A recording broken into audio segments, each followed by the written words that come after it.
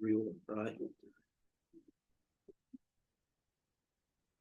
Okay, Madam Clerk, I think we have a quorum. Yes, sir. To call to order Town of Cedar Point regular meeting Tuesday, November 26, 2024. We have nobody here to do the prayer for us tonight, so if everybody will stand for a moment in silence, we'll do the pledge afterward.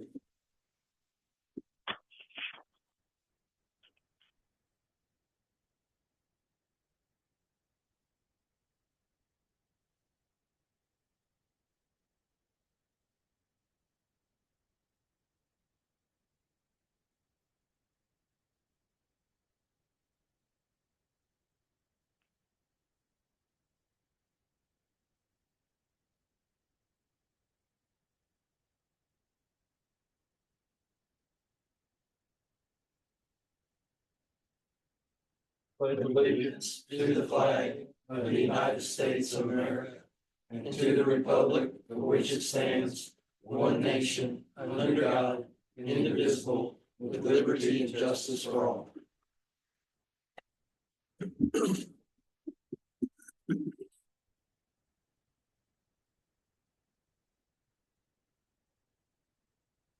Thank everybody for coming out tonight. You ready for Turkey Day? I'm ready. Well, I ain't gotta cook. You gotta cook. All right. Okay, I'm gonna add a closed session to the agenda tonight. Attorney-client privilege, and we'll put that down on 10A, back of your sheet. Jane, you have the numbers you need? Thank you. Okay, has everybody had a chance to look at the agenda and the consent agenda? Any changes or deletions? If not, entertain a motion. Make a motion to approve the agenda, consent agenda as presented. Got a motion on the floor. All those in favor? Aye. All those opposed? Thank you. Okay, public hearing rezone request RZ 2024-03. Request to rezone a portion of the parcel located 1204 Cedar Point Boulevard from B3 General Business to MC Plan Mobile Home and RV Park District. Get a motion to open public hearing. Make a motion, we open public hearing. Motion on the floor. All those in favor? Aye. Aye. Now, public hearing. All right, Dave. All right. Good evening, Mayor and Board. This first item tonight is a rezoning request. The property is the property owned by Bogue Sound RV owner is the former is the Bogue Sound RV Park, basically. It's located, let me look at a map here for us.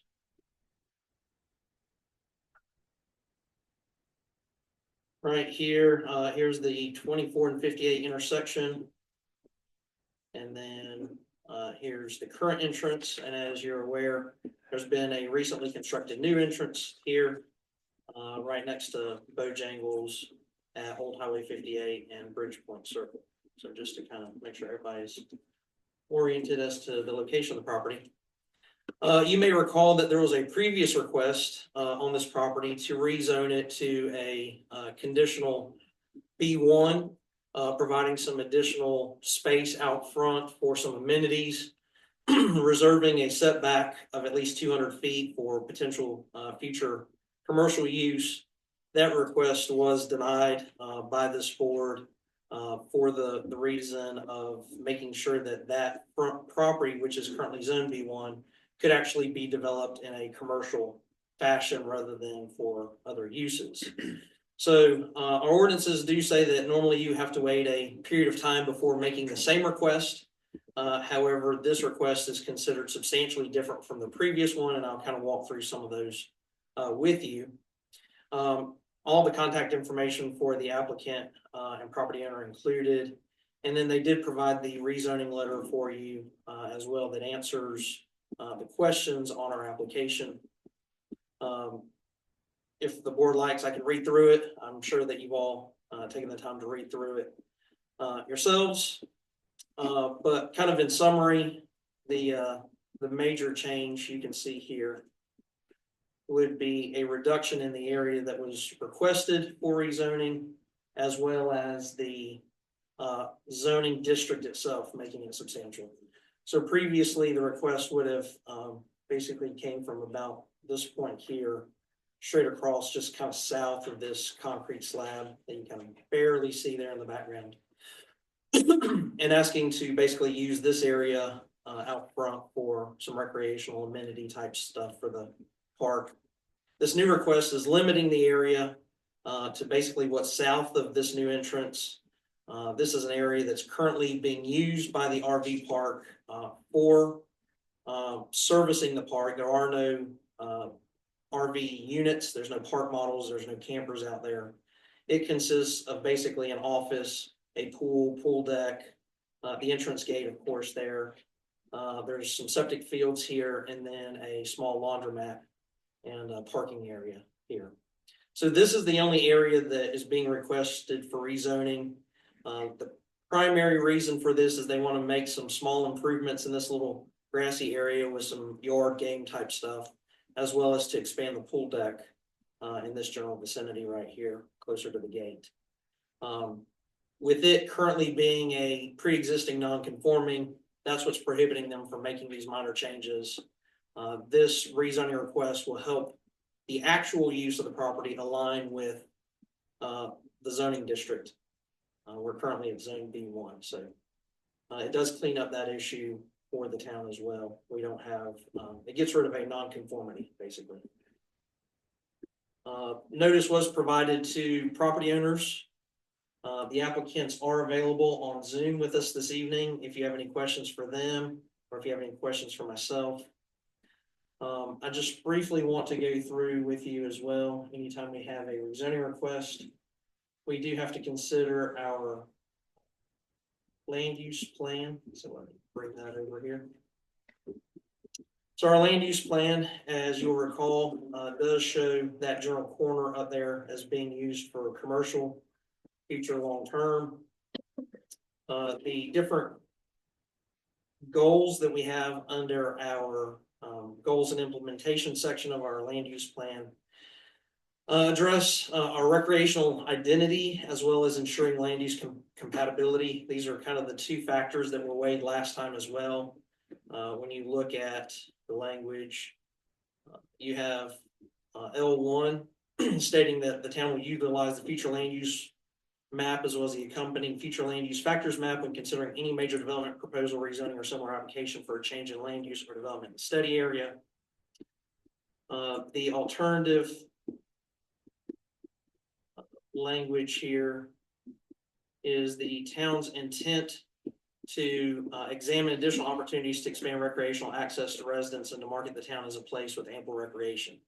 So the fact that this area would be used for recreational purposes, limited, of course, to the users or the tenants out there at the RV park, but it does support this goal as well. As a result, we do have your two proposed consistency statements. The first one saying that it is consistent, this request is consistent with the Town of Cedar Point comprehensive plan, because the proposed conditional rezoning seeks to balance the town's competing interests in commercial development as shown on the town's future land use plan and the expansion of recreational opportunities for the town's residents. If, however, you determine that this plan and proposal is not consistent with the town's comprehensive plan, it would probably be based on the land use plan under the section saying that this area more generally at the front corner is shown on the future land use plans, commercial and office. So you have justification, just as you did last time, for either decision that you want to make under the land use plan. Either decision would be consistent. The land use plan does not force a decision one way or the other. But this does, as I said, clean up in a nonconformity. It does limit the scope of the request, and it does leave sufficient area out front for commercial development, which was the major concerns with the board's last review of some somewhat similar requests. But as I said, I'm available for any questions, and also the applicants are online as well on Zoom. Has the applicant got anything to add? I would like to, good evening, Mayor and Board, Town Council. It's Ashton Smith with Kimley Horn on the applicant team. From the last meeting, we have been exploring kind of the options of doing a shovel test down in by the sound, trying to still use that area for our amenities that we want to kind of get in. This just allows us to kind of put some games in and expand our pool deck there for the residents. As David had said, this was already kind of mostly preoccupied with the non-conforming use, so this will just allow us to kind of put a couple things in that area as it sits now, while we're working through the major CAMA process and kind of seeing what we will be able to get done. We've engaged with Tidewater and ECS and another group on kind of seeing what a shovel test will unveil down there. If an active archaeological dig is determined necessary with the major CAMA, we'll probably look at doing something else or not doing anything at all down there, because we don't want to have the residents and all the through traffic that would come with the active dig. But we are exploring those options further from the last time we met.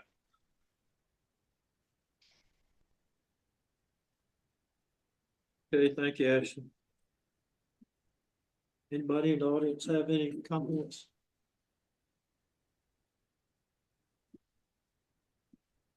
Okay, has anybody on the board got anything for Ashton?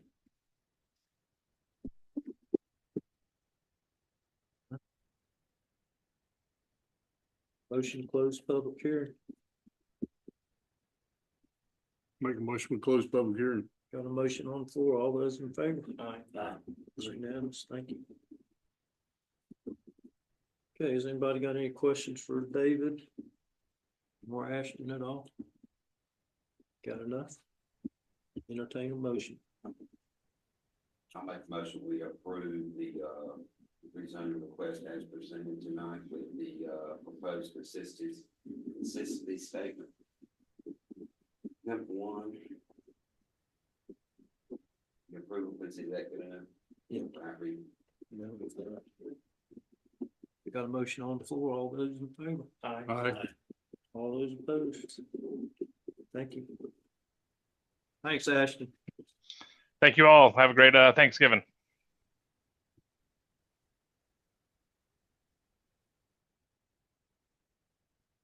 Okay, David, public hearing text amendment TA 2024-04. Proposed text amendment to the UDA concerning the regulation of car washes.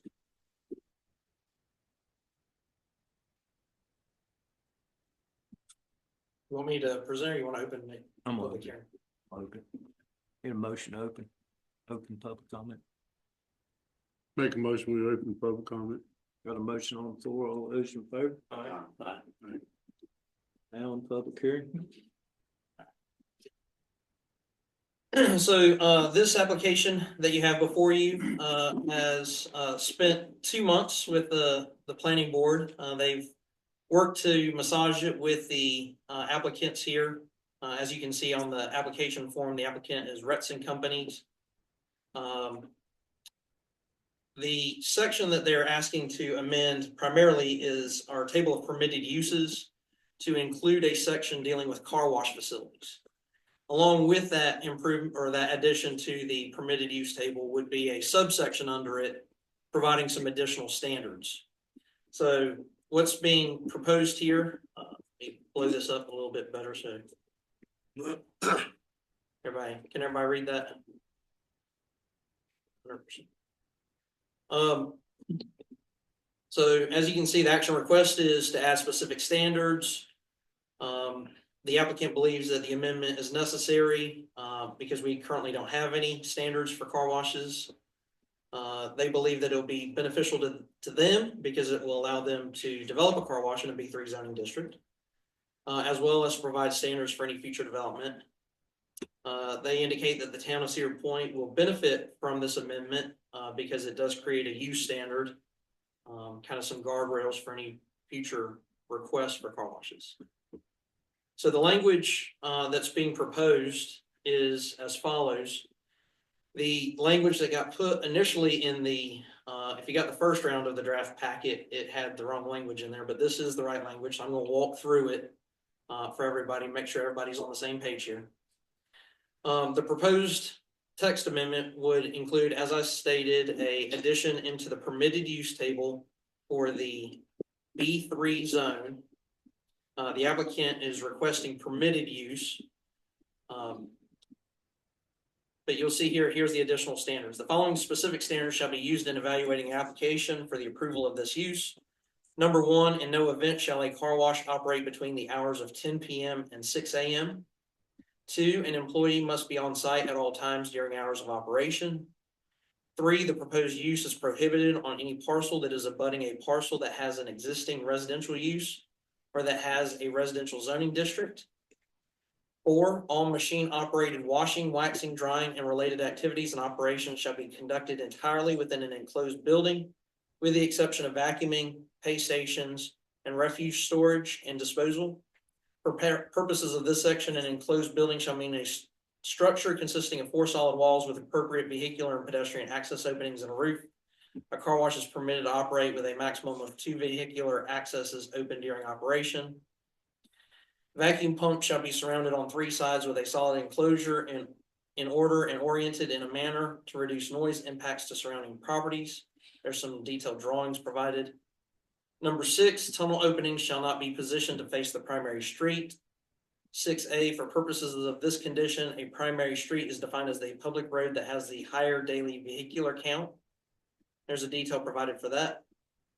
B, a minimum additional 10-foot landscape buffer consisting of 2 trees and 6 evergreen shrubs shall be placed across any tunnel opening facing a public right-of-way.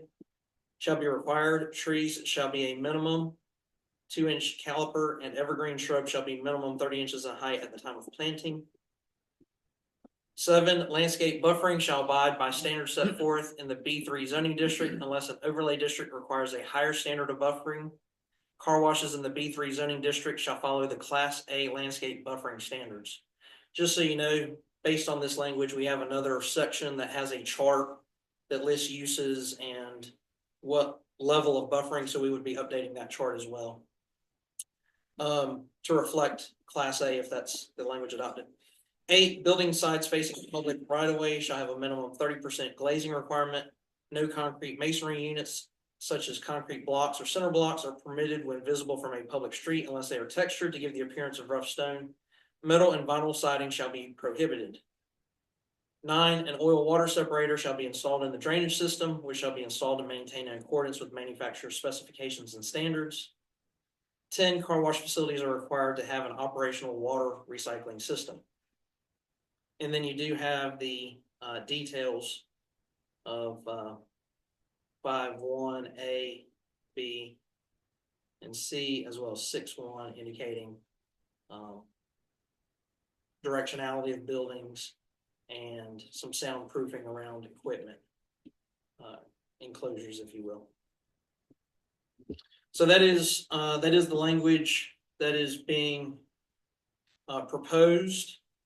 The planning board at their most recent meeting did vote to approve the language, making it a special use. So their decision was unanimous on that. They did have a lot of back and forth and discussion about it. But ultimately that was their conclusion. So that's really the only major difference. Planning board recommended special use. The applicants, of course, requesting a permitted use. And then, of course, any of the language is subject to consideration as well, any or all of it. Applicants are here to address any questions or concerns that you might have. The first time the planning board looked at it, there was some language in there that was more subjective rather than objective. So when they came back the second time, they kind of cleaned up some of that stuff gave some more firm hours of operation, for example, as opposed to saying hours of operation that were consistent with others in the area. That way, it's cut and dry from an enforcement standpoint, it really helps the town out, so I appreciate them working with me on getting some of that cleaned up in the process. But I'm open to any questions that you have, any questions that they have. At some point, if you want to do it now or later, I can go through our land use plan as well. We do need to address that before you take some action on it. You guys got any questions that's on your mind right now before we get into the land use plan and all that? I think I'd rather hit the land use plan first, Okay. if that's okay. What did you guys do on the tunnel when they're talking about the tunnel? Did you turn that to the end or to the trees, or where'd you end up at? Yeah, so there were a few things that we looked at there and our first go around with the planning board, the noise was one of the major concerns, and we didn't feel comfortable how the text amendment was written the first time around. That's why we came back, worked with David to kind of really address the noise issues from the tunnels. One of the things that we did on here was increase the buffering. So you're gonna have the type A buffer that will be the normal landscaping buffer. And then we added additional buffering on top of that in front of the tunnel to help reduce that noise. One of the I shouldn't say complaints, but concerns from planning board was that there's a car wash that they had mentioned, I believe it's the one in Swansboro, how it's facing the street, and every time they drive by it, it's very loud.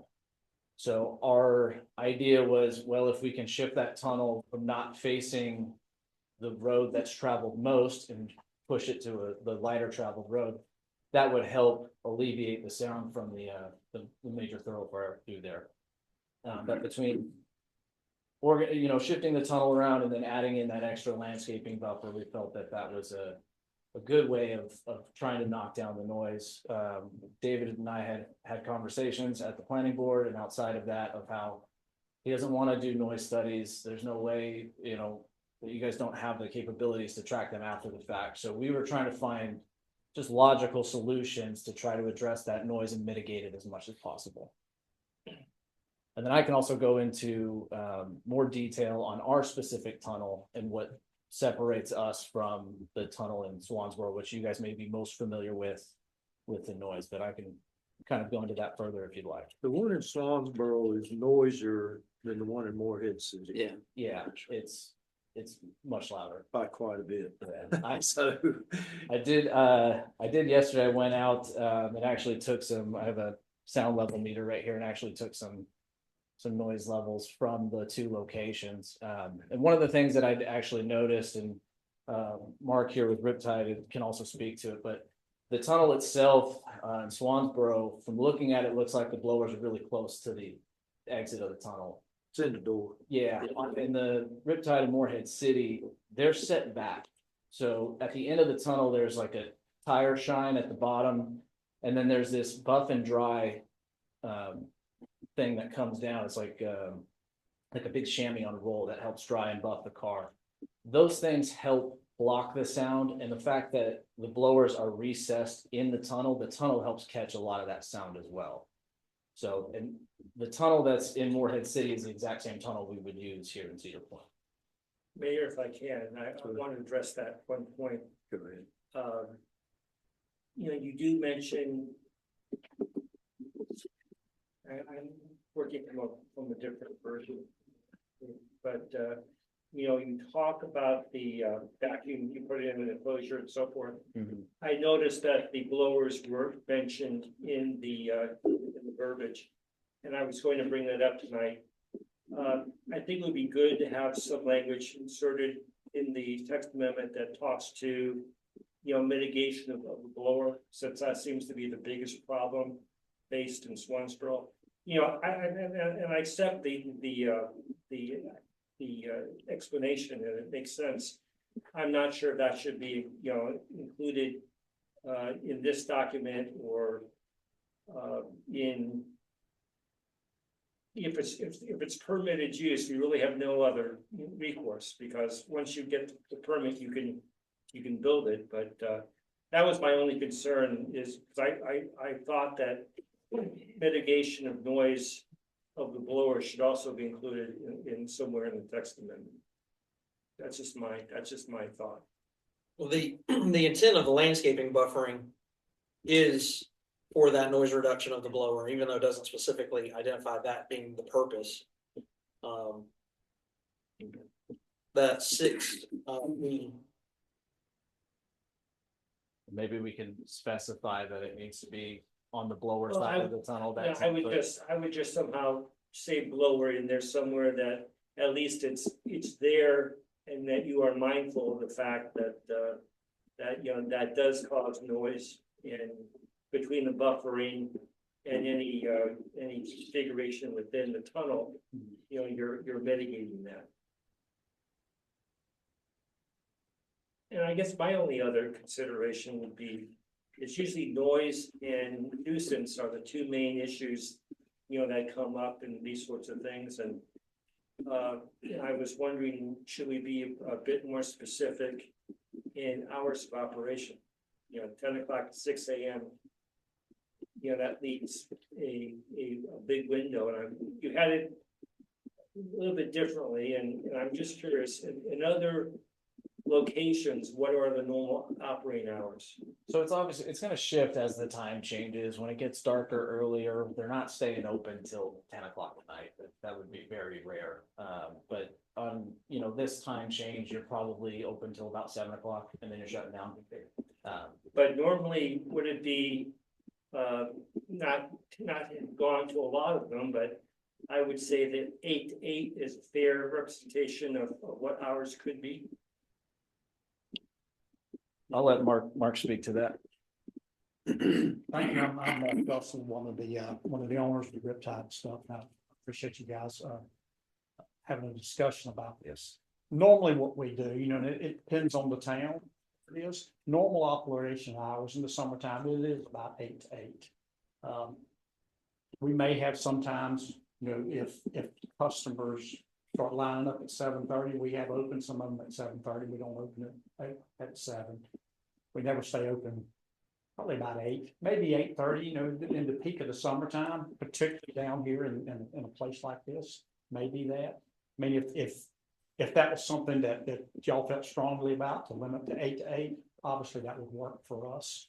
But, you know, it's not 6 a.m. to 10 a.m. Right. People just don't come and do that. I think I see 10 o'clock is more on the far side of that, and I would think that somewhere around 8 o'clock or 8:30 would be the latest you would normally be open. You know, what happens is your customers kind of dictate that. There's been times we've tried to stay open a little later, and we're sitting there and we don't have it, and we cut back and stuff.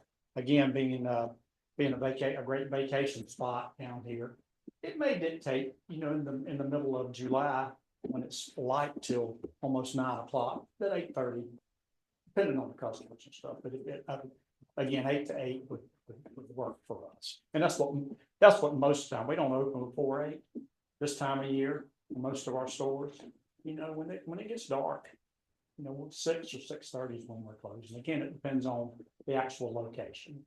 That's where it is. That would probably be a recommendation. Can I talk about the sound of the coming out from the blowers itself?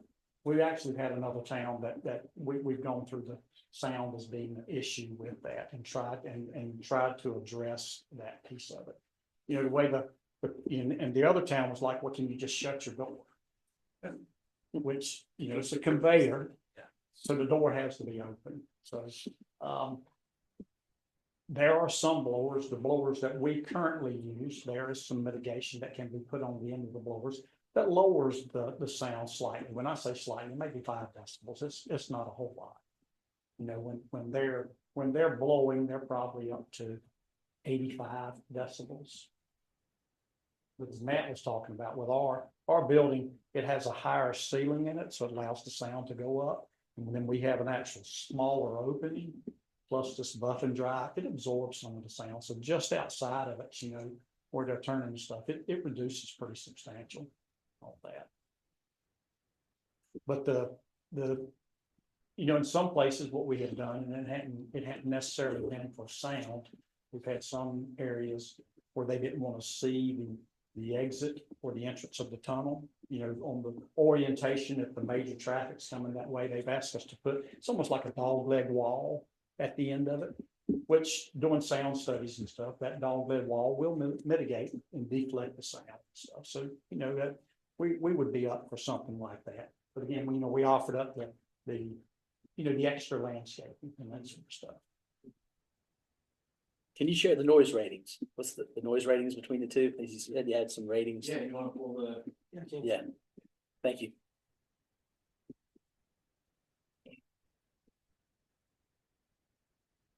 I turned it in PDF. Perfect.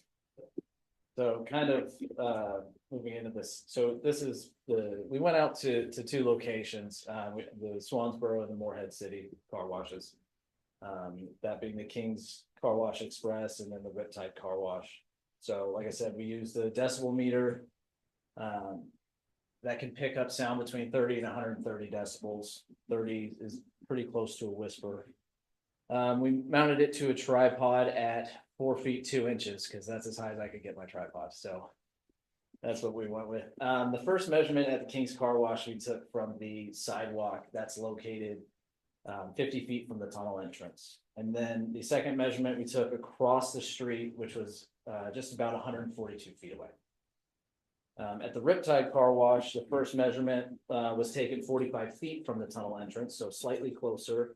And then the second measurement was taken at 125 feet. So that was taken in the center of the road, the other side of the train tracks that divide that road over there. I tried to get farther out, but that would have put me in the middle of traffic and I didn't want to get hit by a car. So Matt, you say entrance, but you mean exit? Sorry, the exit tunnel where the blowers are. My apologies. So then you guys have obviously seen the King's Car Wash there. That's the frontage. So that viewpoint right there is where we were taking our sound levels from of that tunnel. The next slide, you'll see kind of an overlay of the points of where we were standing. So what we did for this was we took kind of ambient noise when there's no cars running, the tunnel's not being operated, and just get the noise of what's existing out there. And that was at about 62 A-weighted decibels there. Then we, as traffic was coming through, we were taking noise levels of the traffic. That was between 72 and 78 decibels, depending on if an 18-wheeler was rolling through, truck had a loud exhaust, something like that. So we made sure that when we got those levels that the tunnel blowers were not being used, so we weren't getting any kind of, trying to limit the variables and the cross sounds coming through. At the 50-foot mark on that sidewalk, we were getting between 86 and 88 decibels on the blowers. And then from across the street on the sidewalk, we were getting between 78.6 and 81 decibels. And then moving on to the Riptide Car Wash in Morehead City. So again, that's the view of the tunnel. And as you can see, or it's harder to see, but our blowers are not set up against the exit. They're recessed back into the tunnel itself. And then we did an overlay with the site plan just to kind of map the points at where we took our measurements. So again, ambient noise, we had around 65 decibels. The road noise, again, was between 72 and 77. And then we were taking those levels when the tunnel was not being used. So in between cars coming through. At 45 feet, we had 83 to 85 decibels. And then out at 125 feet, we were at 73 to 75.4 decibels. So it's a little bit lower. And then the last is kind of just the table showing the differences. And you can see the tunnel at 150 feet for the Swansboro Car Wash was between 78.6 and 81.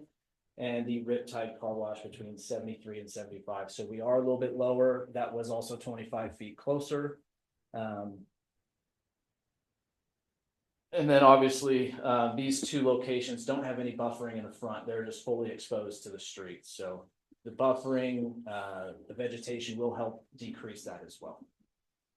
And then just to kind of have an idea of what decibels are right now, like what that, a conversation between two people, that's gonna put you around 60 decibels. As I'm talking right now, it's peaking between 75 and 80 decibels. So depending on how you project, that's gonna give you kind of an idea of how loud things can actually be. Your average church worship service is anywhere between 92 and 95 decibels, depending on how loud they want to get the speakers going. And then a rock concert's up by 110, 115. So that's extremely loud. But we feel like the 73 to 75 is not that bad. And then add in the landscaping, we really feel like that reduces that to a comfortable level. Just the point too is the tunnel would be oriented away from, so that it wouldn't have that sound atmosphere. Yeah, we would have it pointed towards a secondary street with the least travel of the two, if there's two. You have pointed towards 58, Highway 58. Depending. Yeah, but You wouldn't want it pointed towards Truist. One thing I want to point out that kind of caught my attention when I looked at this earlier, and when he sent this to me. If you notice the one in the one in Morehead City that they currently own, the road noise is between 72 and 77. And when you're in the middle of the road between the two lanes, your decibel reading is somewhere between 73 and 75.4. So you can't even hear it. You can't make a distinction between it and the road noise, basically, when you're sitting in the middle of the road on that particular one. So the road noise is as loud, if not louder, than it is at 125 feet. It's funny that the numbers are that close. Because the one in Swansboro, you can go to Walmart and hear it at Walmart. And that's a lot of distance, different. I mean. Well, and you can see that even on here, it may not seem like a whole lot, but if your road noise is maxing out at 78 and you're on the other side of all those lanes of traffic and you're at 81, and there's nothing really to stop the noise going any further, that's why you're hearing the blowers over the road noise.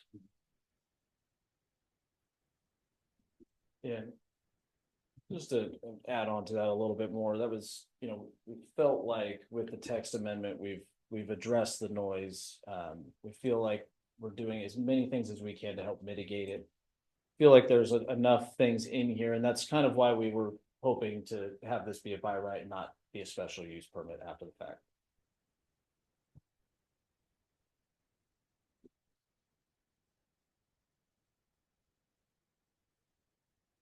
Any other questions? How about the audience? Anybody got any questions?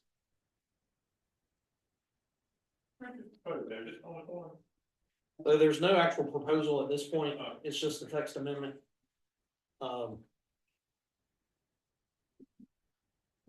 little bit of an academic question because it just came up again. What is the significance, the difference between permitted use and the special use? Is this one of the decisions you all have to make in this textual? So what's the implication of either one? So if a use is permitted by right within a specific zoning district, that means that as long as the applicant meets the black letter of the law, if you will, what the ordinance specifically says on all of these objective criteria, then they are entitled to a permit. The town can't say, no, you can't put a car wash in on this particular property. They just simply have to meet these requirements in that location. Something that requires a special use permit then enters into a process that has some subjective determinations to be made. In the town of Cedar Point, and every town is different. Some places have very specific requirements for specific uses that are considered special use permits. Ours, we don't make any distinction, but basically an applicant would have to prove, if you will, that they meet the following standards. that the proposed use conforms to the character of the neighborhood, considering the location, type, and height of buildings or structures, and the type and extent of landscaping on the site. That adequate measures will be taken to provide ingress and egress so designed as to minimize traffic hazards and traffic congestions on public roads. That adequate utilities are available for the proposed use. That the proposed use will not be noxious or offensive by reason of vibration, noise, odor, dust, smoke, or gas. That the establishment of the proposed use will not impede the orderly development and improvement of surrounding property for uses permitted within the land development district. That the establishment, maintenance, and or operation of the proposed use will not be detrimental to or endanger the public health, safety, or general welfare. That the use will be operating in compliance with all local, state, federal laws and will not become a nuisance by creating criminal activity or public disturbance. So the applicant basically has to provide evidence that they meet each and every one of those standards. And as you can tell, they're not, you can't measure them with a yardstick, right? They're more subjective. And so it gives the town the opportunity to, take a look and say, okay, in this particular location, we need to put some additional standards in place for this particular use in this location. But where there are already enough standards, it just becomes an unnecessary burden, if you will, to go through this. From a developer standpoint, I'll speak from their standpoint a little bit. It has some risk in the process as well. If you know that you can meet all of the standards, you can feel more comfortable moving forward with your development. Where if you have a special use of any type out there, then you kind of don't have any level of security or knowledge of what even is expected of you until you go through that process. So it does provide a little more flexibility, but it also provides a lot of uncertainty as well. The mayor and board have asked our planning board last year, a year and a half, to kind of go through our table of permitted uses and reduce the number that we were making special use permits, just because of the additional layer of work involved with it. It is a quasi judicial hearing. You have to be sworn in under oath, and the board then sits more like judges than they do as policymakers in that regard. So that's kind of a 10,000 foot. And for us, Mary Ann, what we try to do with the developers, Mark and these guys have been really good, but we try to develop a little relationship there before we get into the project, make them a part of our town and all that stuff.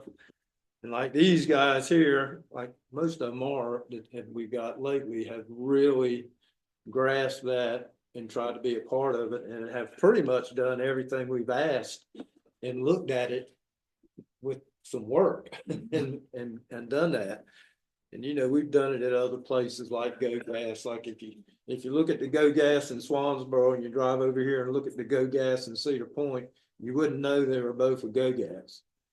That's super ugly down there. This was nice. AutoZone's the same way. You won't see another AutoZone like this AutoZone here. It's nice inside and outside. So, and that's what we do here versus the taking the hard side the other way and making it tough. And it seems a little more subjective, which is where your risk runs in if you're subjected to a special use. Because then it's the personalities of the judges, is that correct? Yeah. Instead of policy? Yeah, I see, okay. Thanks, that's part of my civics lesson tonight. Thank you. Free of charge. Each jurisdiction is a little different. We've had to do special use permits for some reason. West Virginia seems that's the way they do it up there. But their special use is much more defined than this. It's almost like similar to what we're there's.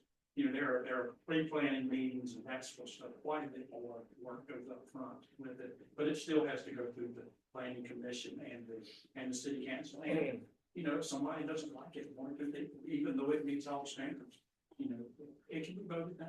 When you brought that up a little while ago, I thought you were probably in Chapel Hill. I used to do load stores in Chapel Hill. It'd be difficult to develop. Area was tough. So is it safe to say then that the developer and the business owner are coming to this meeting with this textual offering to the town commissioners is so that they can show good faith so that you don't have to go through the special permit. Is that safe to say? I would say not only good faith, but also to actually take the time and address the issues. Because that, they didn't have to do any of that, correct? They could have let you guys done the work. They could have came in with a text amendment saying, please make car washes a permitted use in a B3 zone, period. Yes, they very well could have. Okay. We didn't want to do that. Like I told you from kind of the beginning of this is, we're here to work with the town of Cedar Point. We want to have a product that you guys are proud of, that we're proud of, coming into your town. Just on the person, but I have a vacation home here, which I absolutely love. That's the only reason I'm here tonight. I'm joking a little bit about that, but every time I come in and come out, it's something I'm gonna look at. Because I'm more than that. So Do you care? Absolutely, 100%. The aesthetics of the building, is it running with the neighborhood? Is it something that is a quality product? I do care something. And your neighbor's gonna know who you are. Absolutely. He gave his address in the last meeting. So.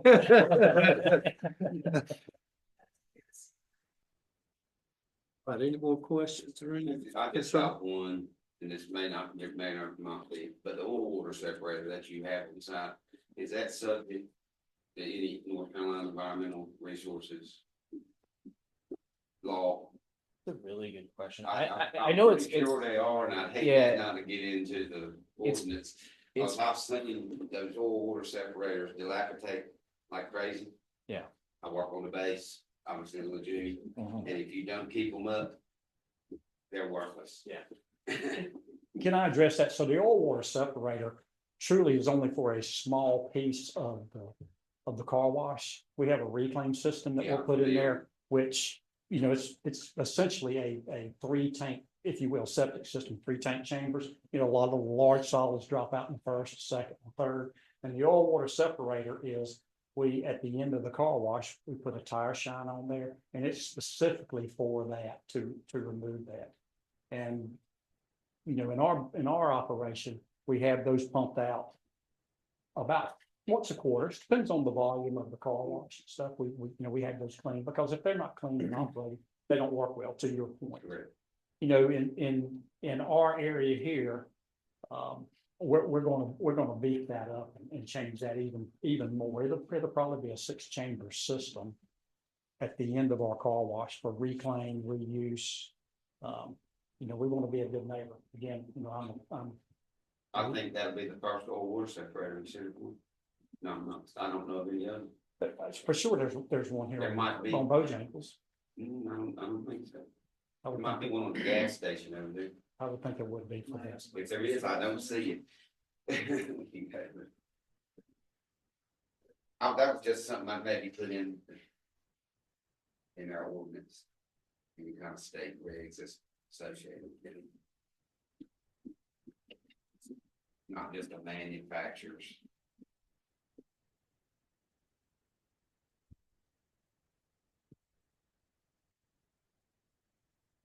I just don't know how you would address that unless we can point to a specific standard somewhere that we can reference. Well, I think there is. I'm not mistaken. This should be about Rivers and Salmon. Maybe I'm wrong. I'll check it out, but. Or you can with you. I think I've got it somewhere, actually. Job. That's all I have.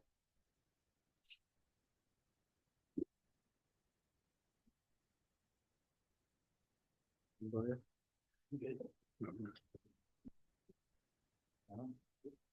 Thank you all very much. We appreciate it. Thanks. Thank you. Anybody else in the public? Mary Ann, you good?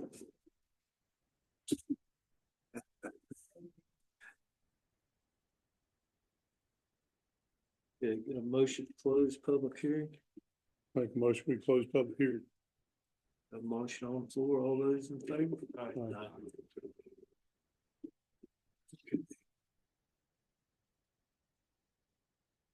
Anybody else got any questions for David, or anything? Entertain a motion. I just have, in terms of discussion on the actual application, I'm very supportive of the proposal. I think it works well in B3. I don't think we as a board would want to see a car wash in B1 because of proximity to residences and the disturbances it could cause. And I think the B3 properties offer the best separation between the operation and neighborhoods. However, this is a ordinance text amendment, which is going to be in our books from now on. And it is not just tied to your application, but it could be tied to applications in the future.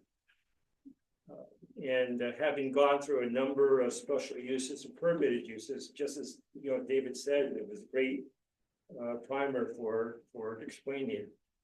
Once this goes in, if you meet the standards, then the town really has no other review except for basically a cursory site review. The special use gives the town one last chance to review a proposal, an actual application, when a site is picked, when that information is available, and it allows us kind of the last safeguard to represent and keep our promises to our residents to give them as much of a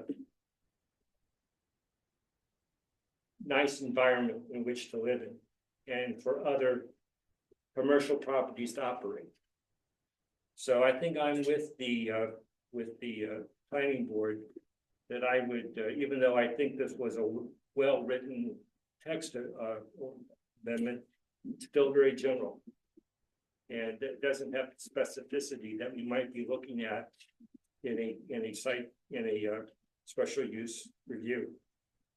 So I would probably go ahead and follow the planning board's recommendation by accepting or urging the recommendation of the text, but keeping the special use. Thank you, ma'am. Mayor, I have one more question. David, this is probably for you. If this does go in this piece of property, how does that benefit that new road that would be, going in between Truist, how does that affect that road? So what you have before you, I mean, what you see tonight has no bearing Yeah, I on knew that. that. I was just, Whatsoever. There is a particular property that the developers are interested in, of Okay. course. But, all of those kind of details would be left to a commercial site plan discussion. There would be, to answer your question, though, at this point, there would be no change. If you're asking specifically about the intersection at Old Highway 58, yes. whenever the property in front of extra space storage is developed, then the road will have to be relocated at that point in time. But that will have no bearing whatsoever. Yeah. Based on I was just, any other development other than that one particular parcel. I was just looking at it more from a barrier standpoint when they changed that road, So once, what we have seen so far is once NCDOT requires Old Highway 58 to be relocated to the other side of Truist, that intersection there should become a right in, right out only. Okay. So there'd be the kind of triangular shaped concrete, right. small. Yeah. Okay. At that location, at some point in the future, when and if the other parcel gets developed. And I think the planning board was divided on special use. They were the initial the initial request was that it not be made a special use. Did not have a majority, and then the motion came through to make it a special use permit, and they all agreed at that point. They flipped in the middle of that. They were not for a special use. Yeah, it was evenly split at the planning board on the issue itself. And you had one or two people out. Yeah. Had two out. You still have the opportunity to review these site plans and make a But not change, recommendation. but not change. So you will still have that opportunity. Right now, all we're looking at is the language itself to say, if, you know, excluding from your mind any particular location, based on the language that you have before you, let me pull up. Would this use with these standards be sufficient anywhere that the town has a B3 zone? Is basically the decision that you're having to make when you look at a text amendment. Right, so our B3 zone includes these areas here, which they wouldn't be suitable because they're adjoining residential. This is new sport shop. You're not going to redevelop it as a car wash, but even if you did, this is rural agricultural. These parcels back up to residential, so they would not be acceptable. This one backs up to residential, not be acceptable. You could see a development of a car wash in any of these lots except for the back ones right here. All of these would be acceptable with the exception of these two parcels, which is the sewer treatment plant. And this is the vacant lot next to the 3-story medical building right here. So they back up to property zoned residential, which happens to be the pool of one column, but it is zoned residential, so that would be precluded. So it does limit to a very small grouping of lots of where you could have a car wash in Cedar Point. And the reason we talked about that is because the planning board talked about split zoning it and have it in B1 and B3. And B1 is not a good idea. Nearly all of your B1 back up to residential, so it would be precluded. Yeah. At most all of them anyhow, if not all of them. And I think, I'm assuming that's why John brought it up, but it's not in front of you. Would you like me to briefly go through the land use plan provisions? We haven't done that yet. So when we look at the land use plan,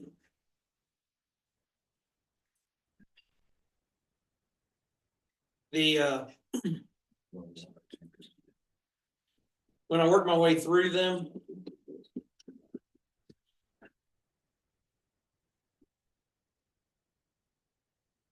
here's our overall plan goals: to ensure land use compatibility, to improve multimodal transportation options, embrace recreational identity, maintain a small town feel, strengthen community resilience. The only two plan goals that seem to be affected by this proposed text amendment would be to ensure land use compatibility and maintaining a small town feel. Again, utilize the future land use map when considering any major development proposal, rezoning, or similar application for a change in land use or development in the study area. So that is something that this board has considered in part of this discussion. I just went over the map with you, showing where these potential locations could be. And then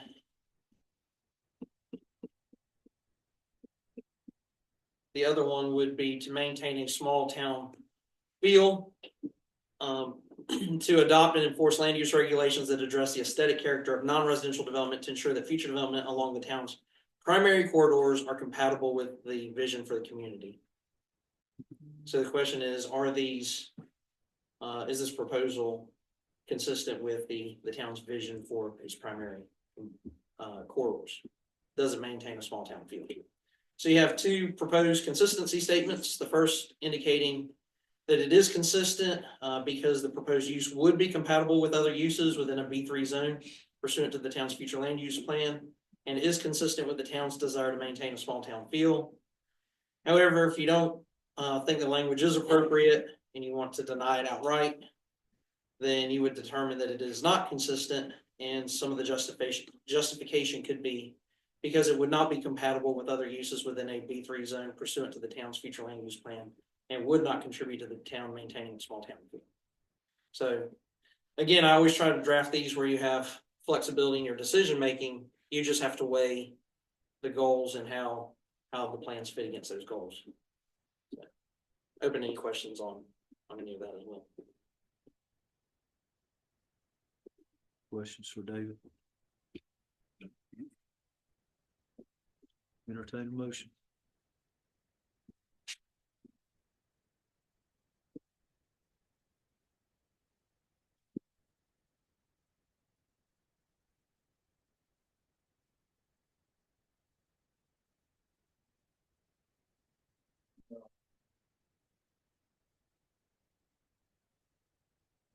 That we accept the text and amendment as written with a consisting statement, but as a special use. You want to make it a special use? Got a motion on the floor. All those in favor? Aye. All those opposed? Opposed. Opposed. Opposed. Motion dies. Get another motion. I make a motion to approve it as presented. Add the language to the UDO. With the implements that time changes from 9 to 7. For operation hours. 9 is when Tractor Supply closes.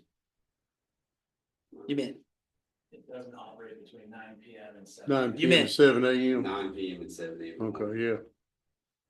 oh, 9 PM to 7 AM. Did Okay, I not was like, operate. Frankie. Wait a minute, Frankie. I was like, whoa, you're, yeah, okay.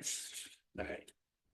So that would have you saying from 8 in the morning, you're good with. Just 7 in the morning, you're good with, 7 in the morning, you're good with. to 9 PM. To 9 PM. Is that a motion? With the Consistency statement. proposed consistency statement, for text amendment 2024-0.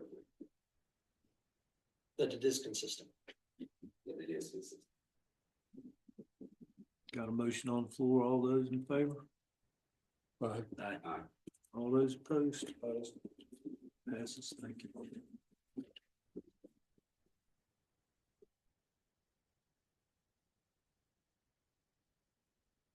Thank you. Thank you all very much. Thank you. We look forward to seeing that good design. Oh, yeah. I'll come down that road every day. But you want yours. That's right. Gonna Yeah, be- yeah. Gonna be hard to pull me away from, gonna be hard to pull me away from Swansboro. I like that one.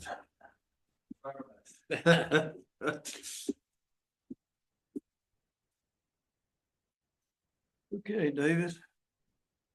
Proposed text amendment TA 2024-05. Proposed text amendment to the UDO concerning the regulation of private transportation facilities taxi service. Motion to open public hearing. Make a motion, we open public hearing. Motion on the floor. All those in favor? All right. Now in public hearing.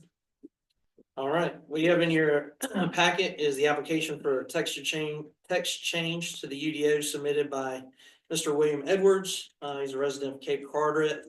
Has been working in the past in Cedar Point for another business. Running a taxi cab.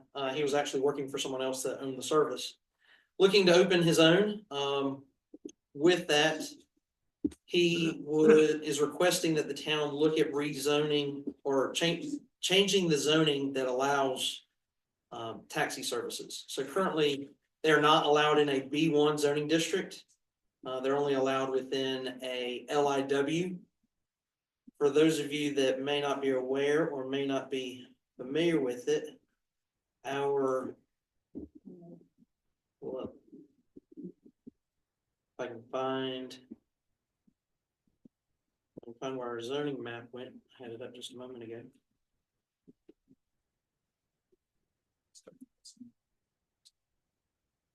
Must have closed it. Yeah.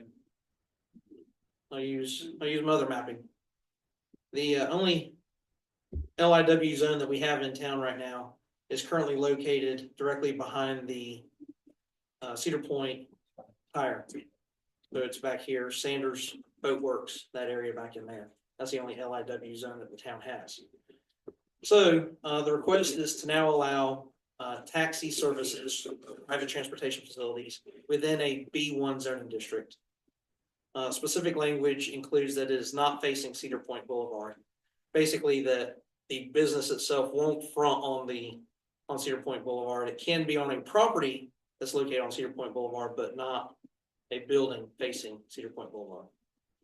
The applicant has indicated that they've worked for a taxi company for 21 months. The business was sold, so he decided to open his own business, and there are currently no available spots within the LIW zone, and he's interested in opening his business in Cedar Point.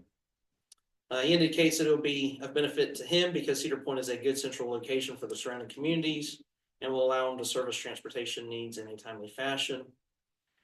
On the question of how will the town benefit, I provided some additional language here stating that there's a great need for private transportation in our communities. Many families depend on private transportation for doctor appointments, shopping, work, and other in-town or out-of-town needs. There's huge demand during tourist season. Thankfully, a lot of tourists use private transportation to go out to eat and for nighttime entertainment.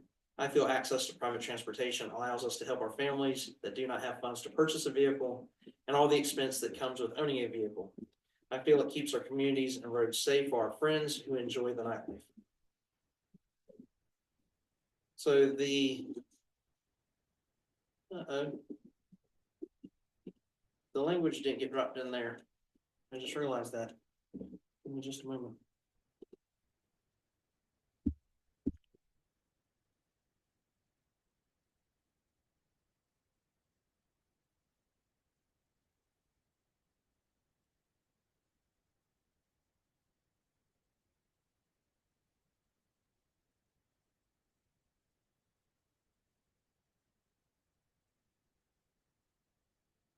So based on the general statement that was provided by the applicant, here's the proposed language specifically, in addition to putting a P in the box for private transportation facilities. Under the B1 zoning district, you would see this language that the operating center is located within the LIW or B1 general business zoning district. And two, an operating center located within a B1 zoning district shall not be visible from Cedar Point Boulevard, and unattended vehicles used in connection with private transportation facilities shall not be visible from a public street. Such unattended vehicles may be parked behind buildings, opaque fences, thick landscaping, or in garages to meet this requirement. So you basically don't have, in the event that Mr. William decides that he's going to expand his facility and have a multitude of taxi cars, it won't be basically a parking lot out on Cedar Point Boulevard. The idea is to keep them stuck behind a building or some other means of kind of hiding just the parking of them. So, and we've reviewed this language. He is agreeable to it as well. So from a land use plan standpoint, I can walk you back through. It's the exact same two conditions about is this compatible with other uses within a B1 zone, and is it maintaining a small town feel? Does this provide some protection there? Does it fit in with the town? And also it does, there is another goal that's implemented here. Because this is a small business, it would create a new small business for the benefit of town residents, which is a goal under our land use plan T6, which states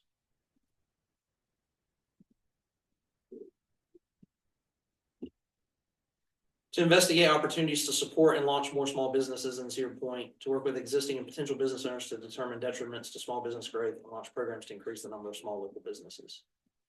So it does support that goal of creating a new opportunity that currently doesn't exist. Remind me again where you're gonna put it and how many taxis you're gonna have? One taxi and it used to be the Piper and Grace building that moved down. It's on the backside of the Edward Jones building, right there past the Prime Store. You go behind it. There's a nail salon on the other side. I wasn't sure the board knew it. You told me in Yeah. the planning board meeting, so. So that's pretty simple and, you know, it's really not obtrusive where it's going. So, anybody else got any questions? No, we're good. Thank you. Okay, anybody in the public got any questions? Okay, entertain a motion to close public hearing. Make a motion to close public hearing. Motion on the floor, all those in favor? Now, we're in regular meeting. Entertain a motion. Mayor, I'd like to make a motion to approve the text amendment TA 2024-05 with the associated consistency statement. Thank you. Got a motion on the floor, all those in favor? Aye. All those opposed? Thank you. Go Kevin. Go for it, man. Give me a call. I need the first one free. Didn't you just go through your experts I class? did. I had to keep them in order. He worked for Good it. job. And they left or whatever. Just keeping everybody on edge, man. That's all. They really aren't. If you've ever been needed one. And promises a clean car. Mr. Huff. I think he went to make new friends. That was him leaving, Yeah. the siren I heard. Yeah, Yeah, he later. Kurt's There's gone. an outside fire. It's on you. It's on me? Yeah. All right, let's see. Kurt bailed out.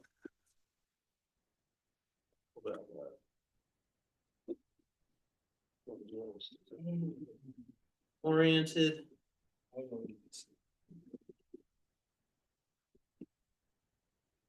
All right. Look at my notes. So in the past month, as you can see, we do have some new chairs in here. These were a donation from Cape Carter Baptist Church. Dang, So they, I thought you were gonna pull John's chain some more. I already told him. Oh, you're so weak. He got it out of it. They were in the process of replacing 440 chairs in their main sanctuary area, which is a gym. Reached out to me and said, hey, do you have a need for them? I'd already kind of indicated that we did. And at first I was thinking just for in here, and we have a couple in some offices, about 30 or so. And then I started thinking about, well, if at some point we decide to host any kind of events out there in our gym, any kind of banquets or anything like that, that we might need some chairs for. I told them that we would be willing to kind of pick through the chairs. They are used. They're about 15 years old. If you look at them real close, you can see some wear and tear on them. But the main reason the church was getting rid of them was because they have upward basketball. And so these chairs have been stacked and unstacked nearly every week for 15 years. And so some of them were in pretty poor shape. We wound up keeping about half of them. We have about 200 of these out at the gym that can be available for people to use for banquets or what have you out there, as well as the ones that we have here. The only condition on cost was that we got rid of the rest of them. So we actually took our debris truck, loaded them up, took 2 loads and took them to the landfill. Cost us like $60 in dumping fees per. So $120 or so, and a couple hours of labor for the chairs that we have. So just, I think I had John up to about 30 grand. Actually, I thought it was more. He's so easy. Great job. That's a good addition. but yeah, that's why you see the pockets for possibly hymnals or things like that. But a chair's a chair. They're certainly more comfortable than what we had. I see the That's collection the cell phone. envelopes back here. Yeah. That's for anyone who wants to donate any money to the town. We need to put some in there with the town logo. Yeah, that would be funny. So the chairs are new, also new in the town in the last month. We have added a new picnic table, a outdoor charcoal grill, a pet waste station, and a trash can at our Bridgepoint Park, which is the little park right there in front of the new condos over there back around behind Bojangles in that area. So that small park is now available. We do have the 2 parking spaces that were provided by the developers as well. We've put up a sign there saying parking for park use only. So that is now open to the public, if you will. Plan on that is to continue in the spring. We have plenty of pavers out back. So before the grass really starts growing next year, creating a little platform that the picnic table sits on just to clean it up a little bit and add some more landscaping over there to that park. Really dress it up. With that, we went ahead and added a grill at the picnic shelter out at Boathouse Creek Park as well. If you've been out there, you may have seen there's now a charcoal grill for anyone who wants to have a small picnic out there.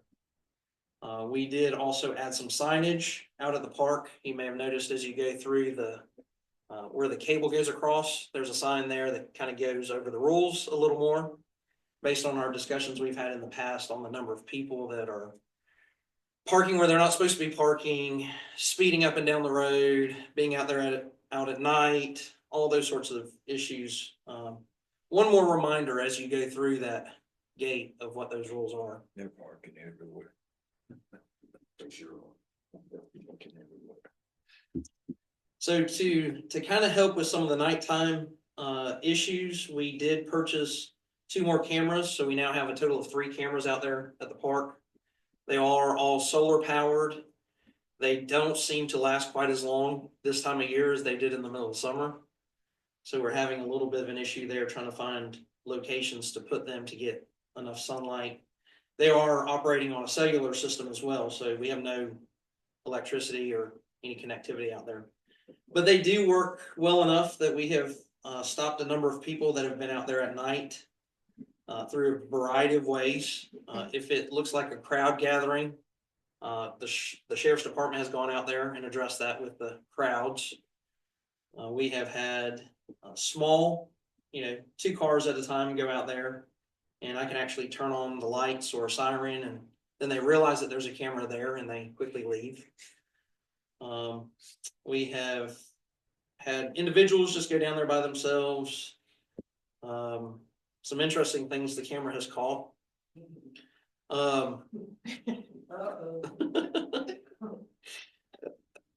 It appears we may have somebody that is either live streaming or recording videos from the back seat of their car. Thankfully, you can't get details, but it's kind of weird to watch that.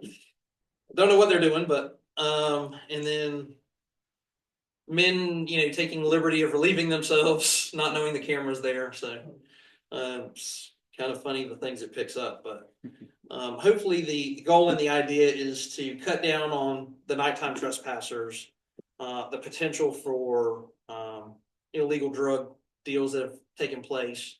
I know Kurt's talked to you before about stopping a few of those out there, as well as the vandals that have gone out there and done donuts and that sort of thing. So I'm not going to tell you where the cameras are specifically, but they are designed to catch the open areas as well as to identify cars coming in and out of the park. So get really good descriptions of the cars. We can't make out license plates in order to keep the camera up high enough so that people can't disturb it. It just doesn't pick up license plates, but we do get very good descriptions of the vehicles themselves. Some bad news for you. The Big Rock Foundation grant that we applied for, we did not receive. So the board is going to have to figure out what to do as far as moving forward with the gym project. Of course, this project, if you'll recall, would have set aside funds for the expansion of the gym using town resources to develop the interior of the gym.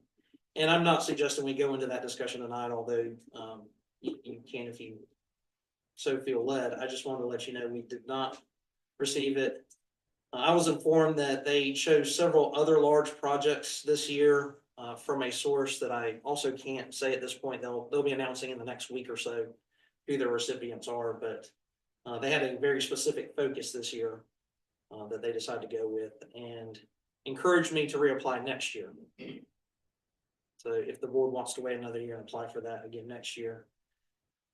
I think they, like I said, they had one group of requests that they were trying to meet all together. We did, however, receive the 2023 state and local cybersecurity grant. That project includes $28,865 for new computers, some internet security upgrades to what we have here at Town Hall, as well as to provide internet access out there at the gym. We currently don't have anything out there. Well, let me back up. We haven't had anything out there at the gym. But this grant was written with the intention of adding internet access out there. This afternoon, I did receive a memorandum of agreement that the town will have to enter into. I haven't had a chance to go through all of it. It's a 49-page contract. A lot of state and federal stipulations that I've got to read through to make sure that we can meet all of those. But at some point, I would ask the board to approve that upon my review and approval and that of legal counsel. Of course, they have to review it as well, but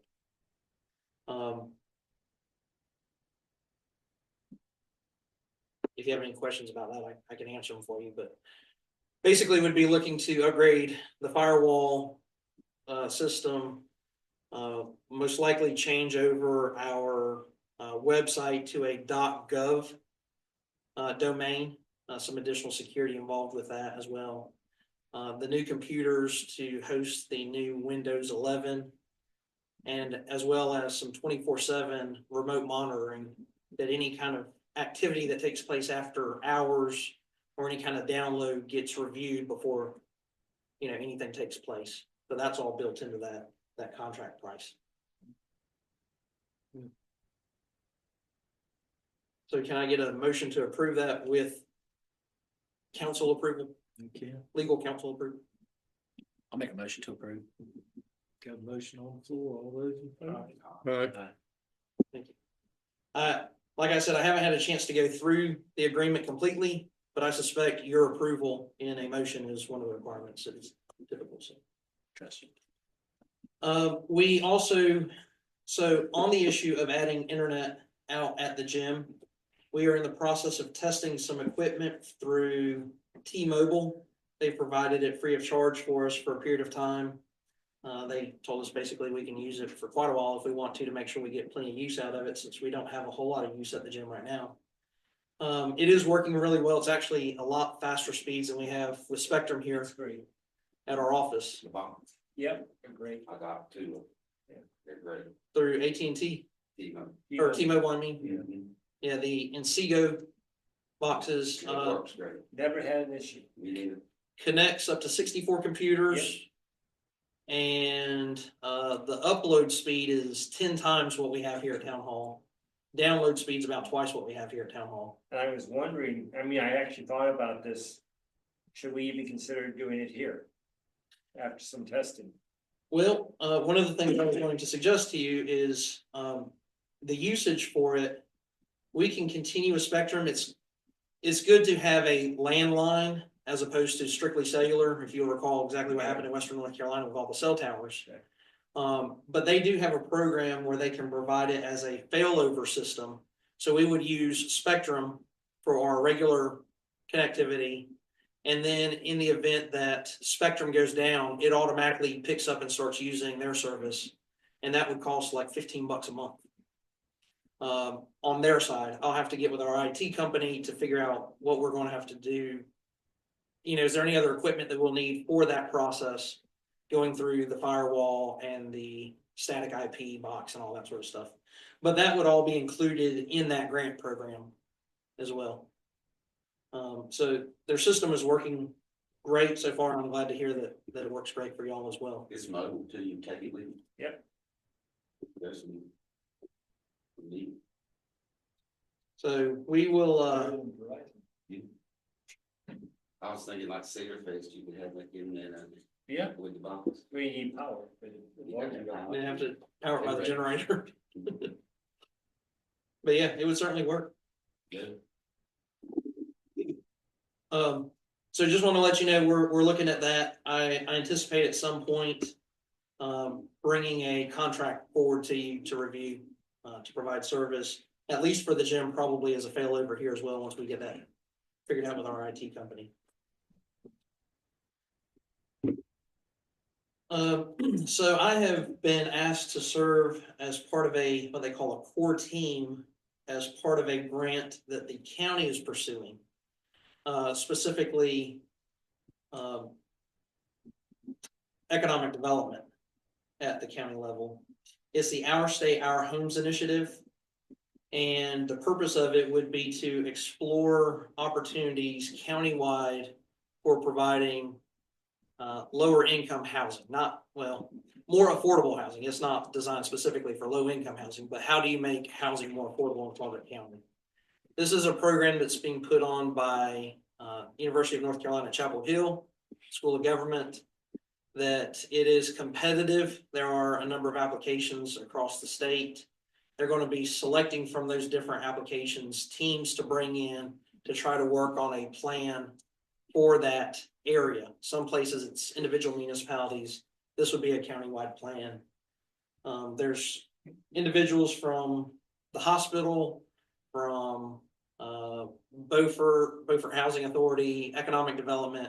They're trying to get people from both ends of the county, basically, from multiple jurisdictions, multiple points of interest. And it would include a couple meetings in Chapel Hill, but it also includes travel reimbursement as part of it. So unless there's any objection from the board, I'll move forward with that. It may, like I said, it's competitive. We may or may not receive it, but they have asked me to serve on that as a representative for this in our county. Want to give you an update to some legislation that was has recently passed the House and Senate. It is now currently sitting, last I checked, I haven't looked today, but it's been sitting on the governor's desk for either signature or veto. It's Senate Bill 382. The bulk of the bill is dealing with funding for Western North Carolina recovery. There's a lot of partisan politics kind of stuff in the middle of the bill. And then the very last provision affects local governments, in that it says that local governments cannot downzone property without the consent of the property. So we currently have the ability as the town to say, okay, we no longer want this property to be a B1, we want to change it to a B3. As long as you go through the process, provide all the proper notification, hold your public hearing, you can, without the consent of the property owner, rezone that property to a B3. The legislation prevents that from happening. So going forward, basically the town would have to have approval from all property owners for any zoning that reduces the number of uses on that property. But it actually goes further and says that without the consent of property owners, the town also could not affect any zoning, whether that be a zoning amendment or a text amendment, that reduces the number of uses or makes any nonconformity, which is really hard to accomplish when you come to text amendments. In other words, based on the ordinances that we have now, if this passes ultimately, then you're kind of frozen in time unless you grant greater allowance to individuals. You lose a lot of your ability to further restrict property. The provisions that were put in place this evening were initiated by an applicant. They are designed to provide a new use, creating a car wash. But for example, if we already had language dealing with car washes, and you said, well, let's change the hours of operation from 10 p.m. and 7 a.m. to 9 p.m. at night and 8 a.m. in the morning. The only way you could do that is to go to every car wash, which we don't have any at this point, but assuming it's say a bar or a retail store. you'd have to go to every one of them and make sure that by changing that ordinance, you're not creating a nonconformity. Now, that may not sound like a lot when you talk about hours of operation, but if you were to say, okay, we now think that you need to increase buffer requirements on a particular use, well, you then have to go to that particular use all across the town to make sure it's not creating a nonconformity. And if it is, that you get the consent of the affected property owner to move forward with that. It is going to create more headache, hassle, and litigation across North Carolina. I don't think the legislature has any clue as to the ramifications of what they have just signed. I don't like being the individual I don't like being a bearer of bad news to begin with, but certainly, this isn't just the Chicken Little, the sky is falling moment. This is literally, a hamstringing of the authority of local governments when it comes to zoning regulations. It has passed, as I said, the House and the Senate. It's currently waiting on a signature or veto from the governor. I suspect that it will be vetoed. I also anticipate that the House and Senate will override the governor's veto. And their reasoning for that has nothing to do with this particular legislation. It has everything to do with the portions that are partisan politics and the recovery of Western North Carolina. So I'm just kind of putting you on notice that when we talk about zoning going forward, once that passes, which is likely within the next month, those conversations are going to be a lot different in how we have to look at every single piece of property with any kind of text amendment or a rezoning request. I anticipate, because of the ramifications and the fallout that's going to be had over this, it will likely be amended in some regard next year. So the hope is that all the municipalities that kind of got blindsided by this because it was thrown in at the last minute will reach out to their elected officials at the state level, draw attention to this issue, and some of it will be kind of scaled back next year. But in the meantime, I just wanted to let you know that that is out there. One of the crazy aspects of this bill too, and it doesn't affect us. I went back and looked at our text amendments and our rezoning requests. These are both initiated by applicants.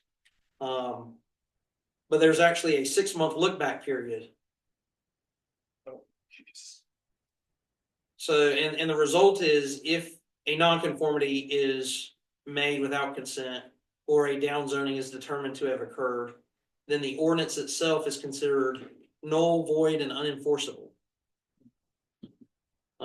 So that aspect alone is going to create a lot of heartache, even for some of our neighbors that have recently passed some pretty big changes. So, David, do you want our consent to contact Celeste and Norm at this point?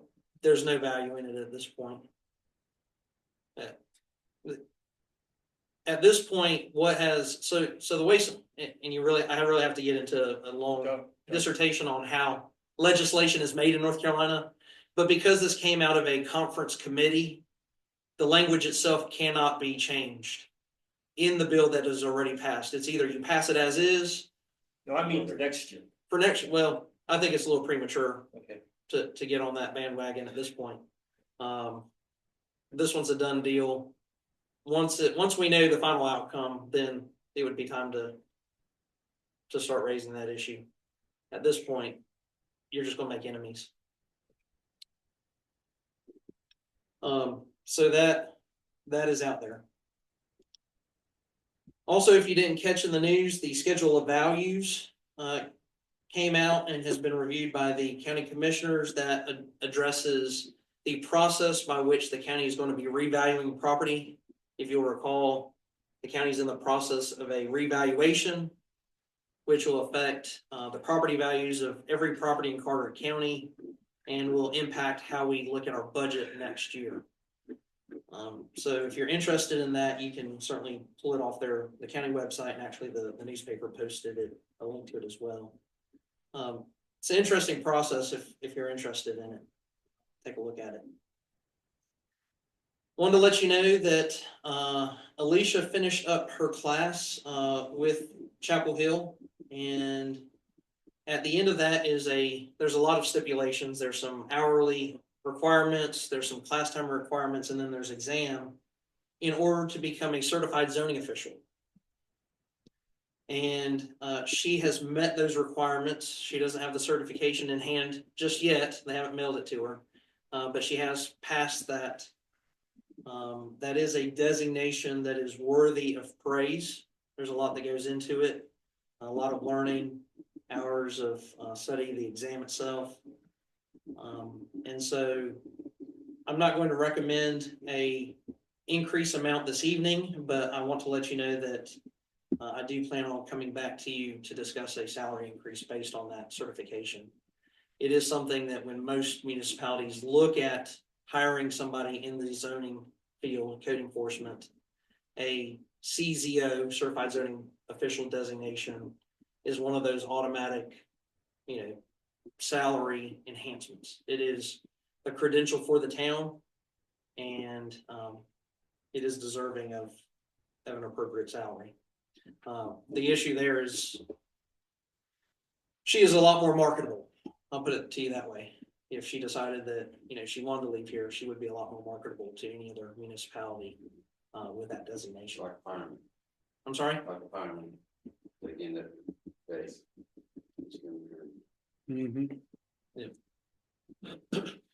So that is all I have for you.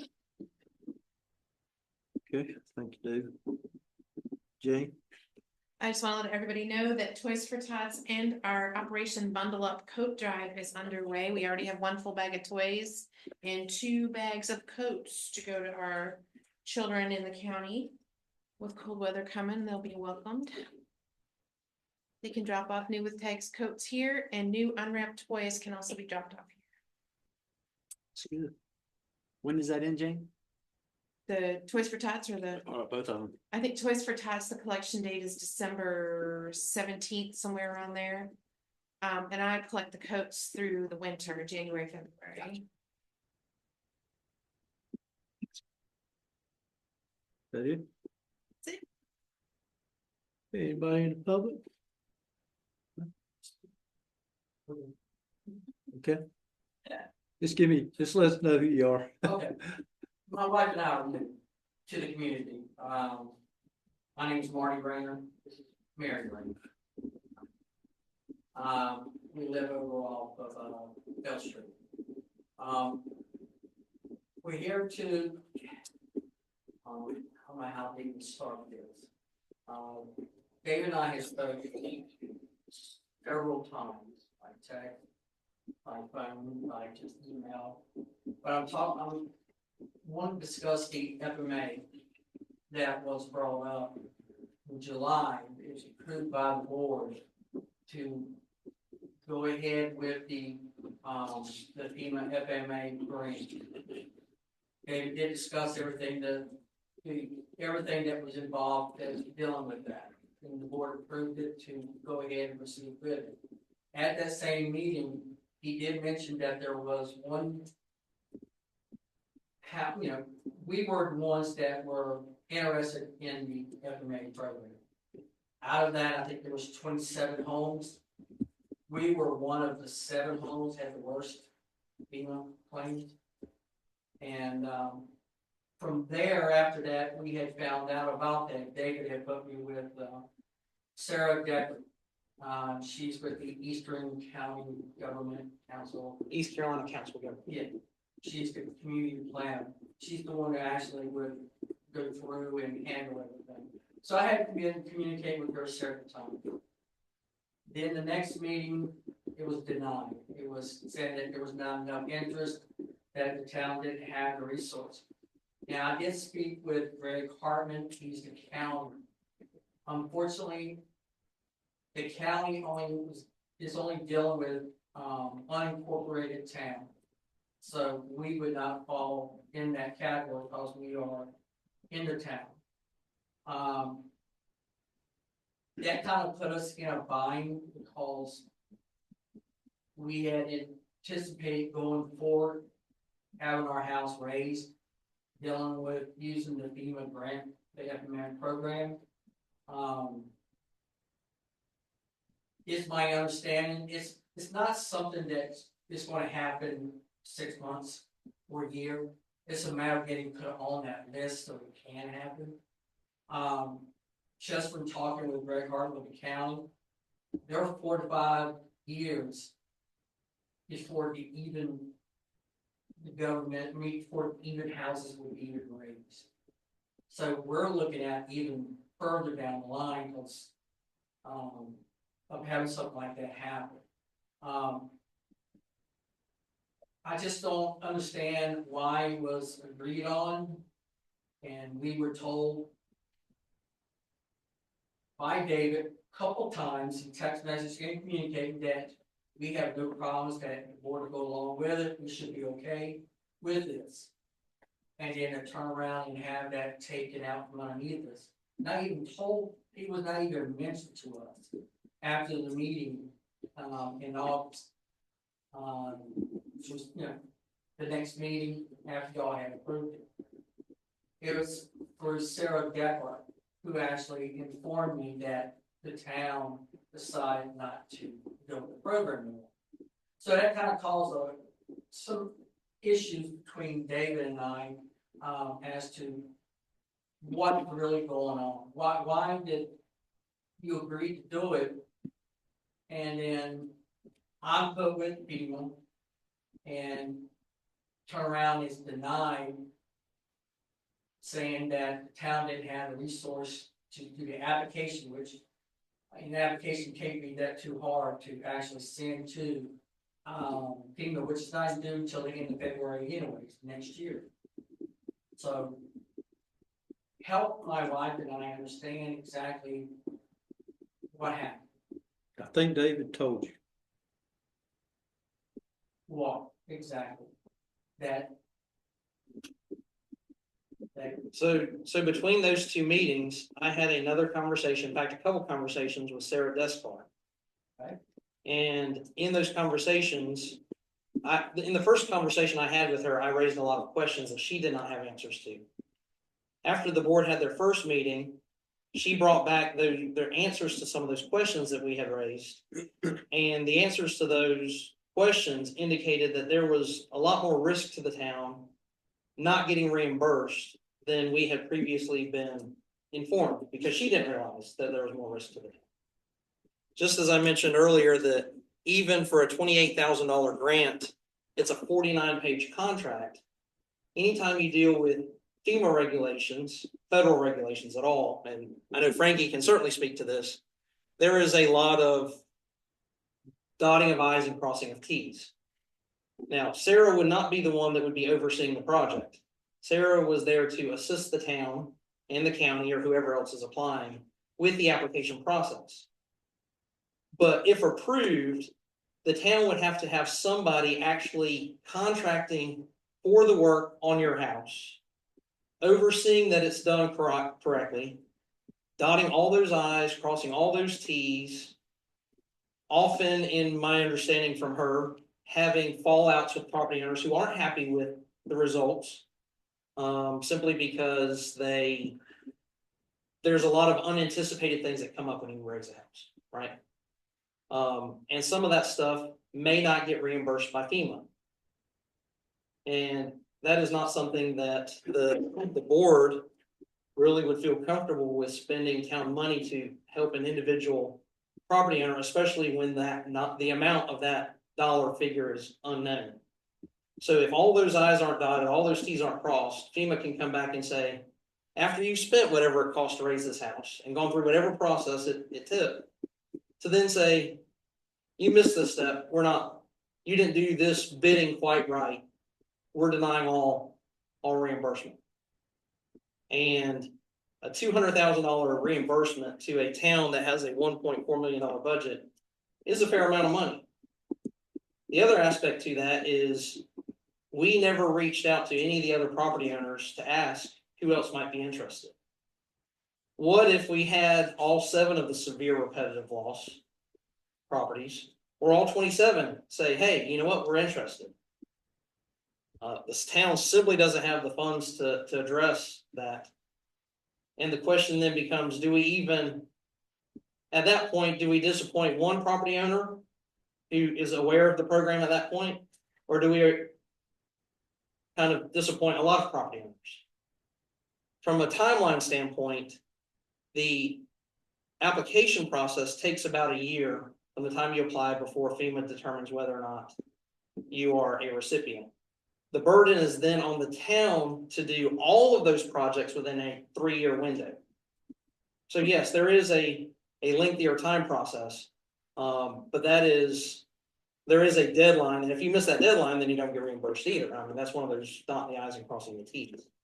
So there was just a lot of uncertainty and a lot of risk. We had some questions about some of the properties that may be suitable for buyouts rather than elevations. Did not get favorable answers on some of those questions as well.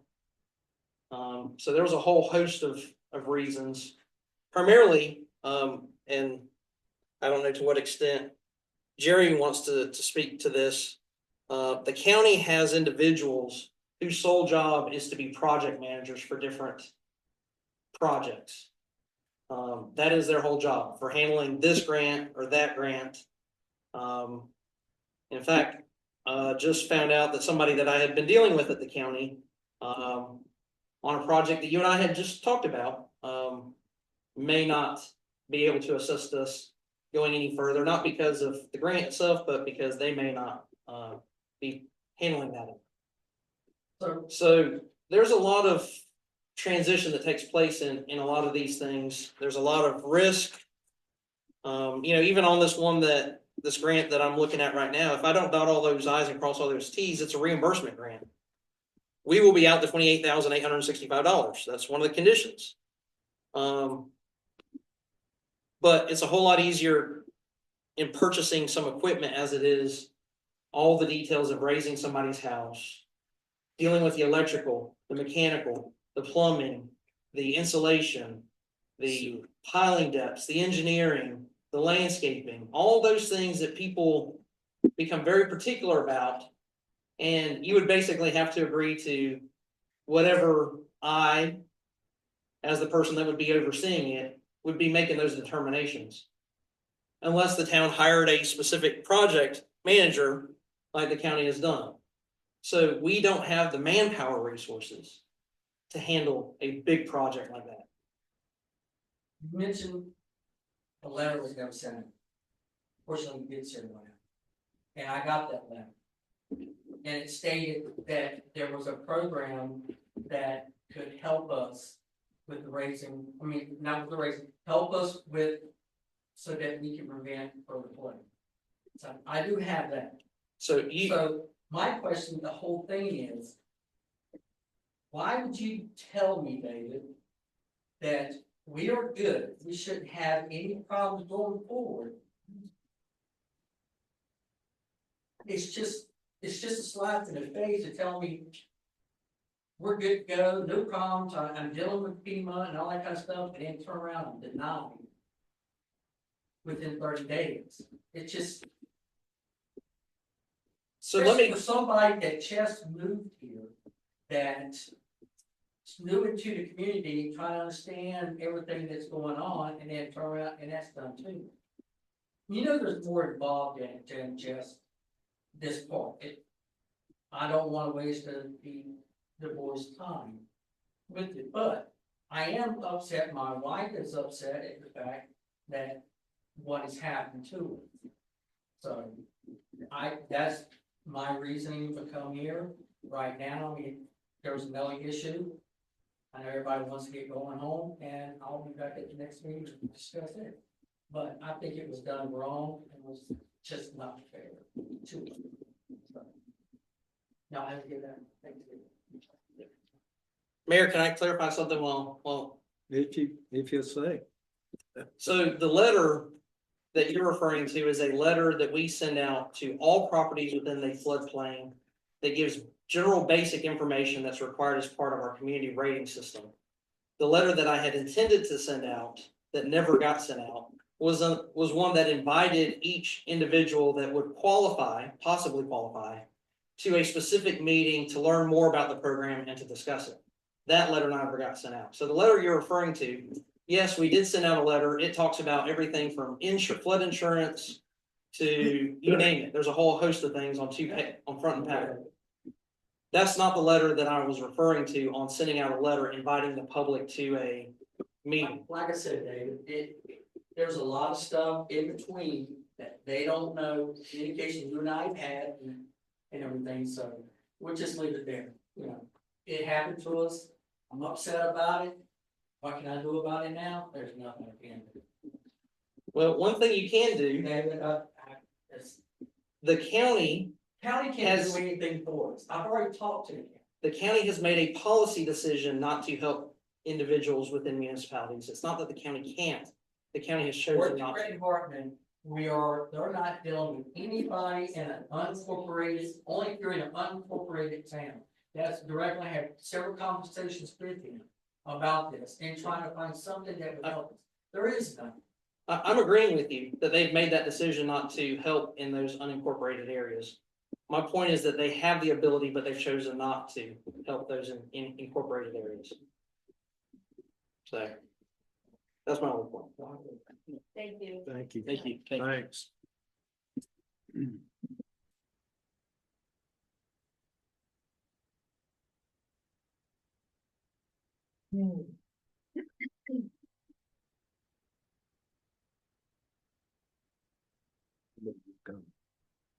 I don't say y'all know I need these things. I'm almost through that. Me too. I can't get a feeling.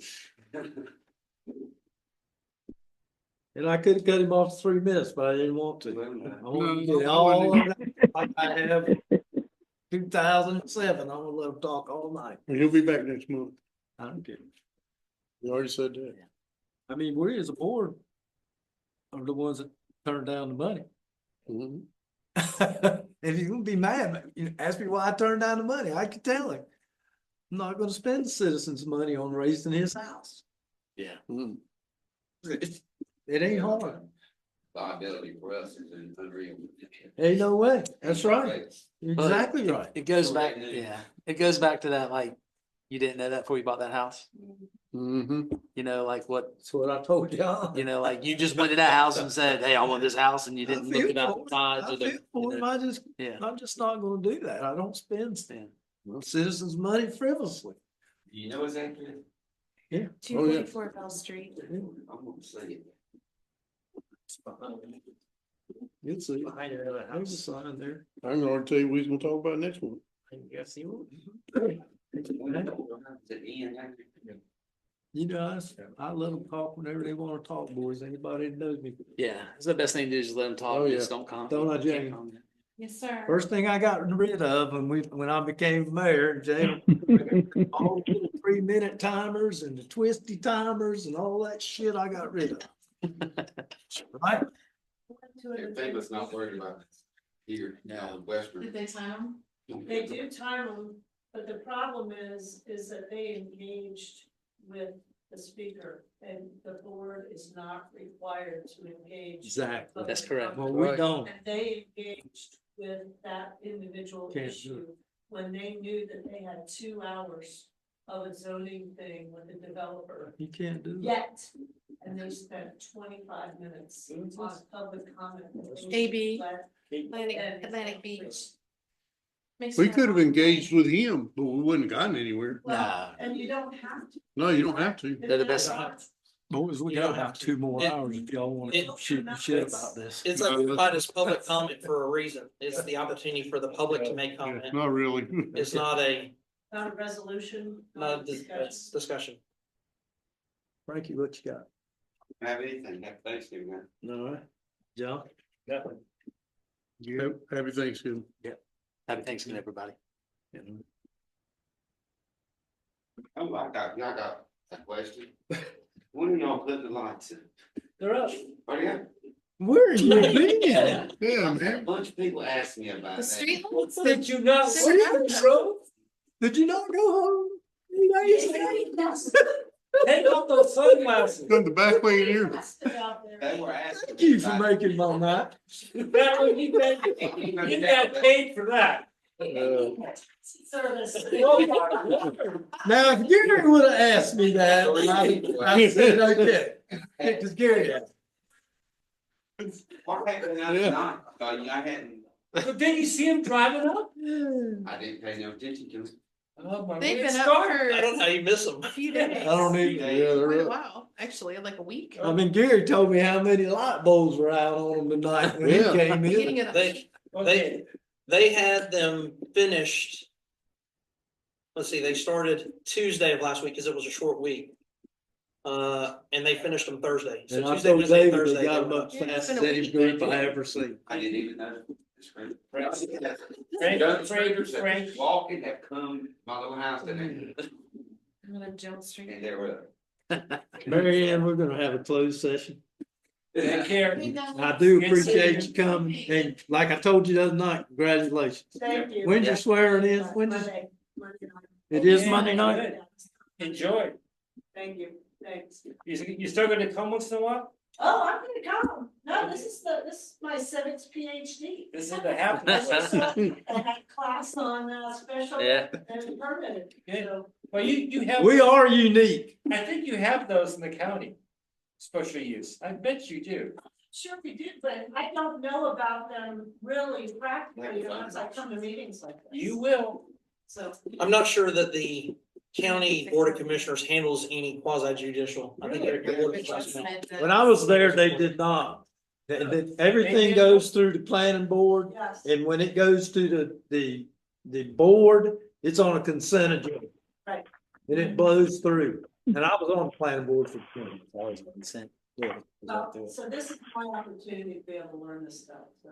I didn't know whether it was his benefit or not, but I thought it was important You just need the vet. to know the difference.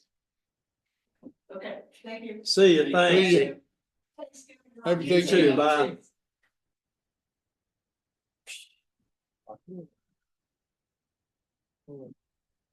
Motion to go into closed session.